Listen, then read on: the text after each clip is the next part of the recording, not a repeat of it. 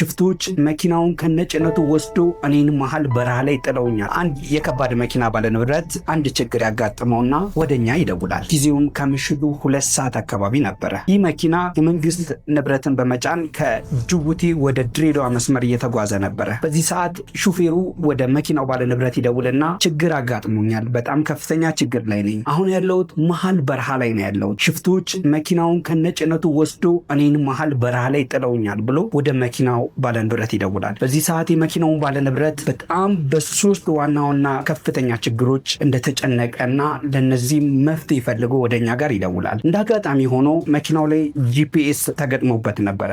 መኪናውን እየተከታተልኩት ነው። በዚህ ሰዓት አንድ ሹፌሩን መሃል በረሃ ላይ ነው ጥለውት ሄዱት። ሁለተኛ መኪናውን ሰርቀውብኛል። ሶስተኛ መኪናው የጫነው በጣም ውድ የመንግስት ንብረትን የጫነው። በጣም ተጨንቄያለሁ፣ ምን ማድረግ እንደምችል አላውቅም ብሎ እኛን ለማማከር ይደውልናል። በዚህ ሰዓት መኪናው በጣም በከፍተኛ ፍጥነት ወደ ድሬዳዋ መስመር እየተጓዘ ነበረ። መሃል በረሃ ላይ ሹፌሩን ጥለውት እየተጓዙ ነበር። መኪናውን ከነጭነቱ ሰርቀውት።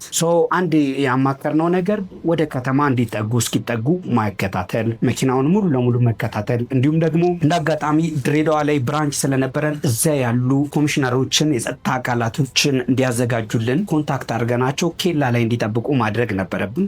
በዚህ ሰዓት መኪናው ኬላ ላይ ይደርሳል። ከጸጥታ አካላትም የመኪናው ያለበትን ቦታ በመነጋገር መኪናውን ከነጭነቱ ኬላ ላይ ሙሉ ለሙሉ ከነ ሽፍቶቹ በቁጥጥር ስር ሊውሉ ችለዋል ማለት ነው። ሹፌሩም እንዳጋጣሚ መንገድ ላይ እየመጡ ባሉ ተሽከርካሪዎች ትብብር በመጠየቅ በሰላም ድሬዳዋ ከተማ ላይ ሊገባ ችሏል። የመኪናውን ባለንብረት ሙሉ የመኪናውን መረጃ በመያዝ መኪናውን ሄዶ ከጉምሩክ ሊያስለቅቀው ችለዋል ማለት ነው።